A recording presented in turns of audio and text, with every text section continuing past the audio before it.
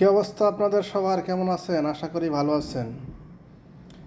বিগত 2-1 দিন আগে আমাদের বর্তমান ক্রীড়া উপদেষ্টা জনাব আসিফ নজরুল সাহেব কিছু কথা বলেছেন, যিনি বিভিন্ন সময় এর আগে অনেক কথা বলেছেন, কথার কোনো ভিত্তি নাই। আবারও প্রমাণ হলো যে তিনি একজন মিথ্যাবাদী, একজন বানোয়াট, একজন প্রতারক। আসুন তিনি কি বলেছেন আমি কথাগুলো বলছি। 2026 সালের ফেব্রুয়ারি মাসে ভারতে অনুষ্ঠিত হতে যাওয়া টি-20 বিশ্বকাপ বিষয়ে তিনি কিছু কথা বলেছেন। আইসিসি নাকি বাংলাদেশকে চিঠি দিয়ে জানানো হয়েছে যে মুস্তাফিজুর রহমানকে বাংলাদেশের স্কোয়াড থেকে বাদ দিতে হবে, এবং কি বাংলাদেশের কোনো সমর্থক ভারতে গিয়ে বাংলাদেশের জার্সি পরে ঘুরতে পারবে না কিংবা পতাকা নিয়ে ঘুরতে পারবে না।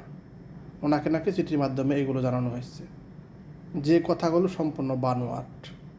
কেননা তিনি 2024 সালের 5 আগস্টের আগেও একসময় বলেছিল যে 26 লক্ষ ভারতীয় নাগরিক বাংলাদেশে চাকরি করে, আর আমাদের দেশের ছেলেমেয়েরা বেকার ঘোরাফেরা করে।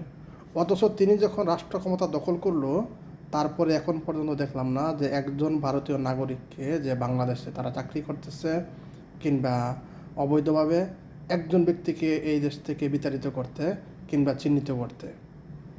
এখন আইসিসি বলছে কি যে আমরা কোনো ধরনের এরকম চিঠি বাংলাদেশকে দেইনি, এবং বাংলাদেশে ক্রীড়া উপদেষ্টা যে কথা বলেছে কথাগুলো সম্পূর্ণ বানোয়াট, মিথ্যা।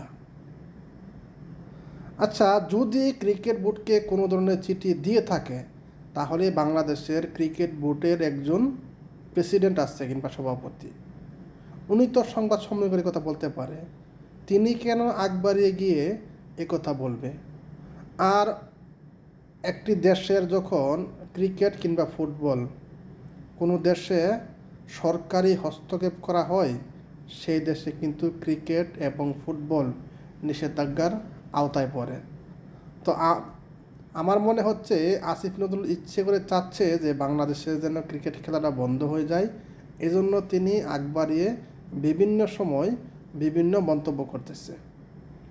তিনি সবসময় ভারত বিদ্বেষী এবং কি ভারত বিদ্বেষী কথা বলে এদেশের যুব সমাজকে উস্কে দেওয়ার চেষ্টা করে, যেমনটা 2024 সালে দিয়েছিল, এখনও চলমান। আবার নতুন করে চাচ্ছে যে আমি ভারতের বিরুদ্ধে দেশের যুব সমাজকে উস্কে দিতে পারি। বুঝতে পারছেন?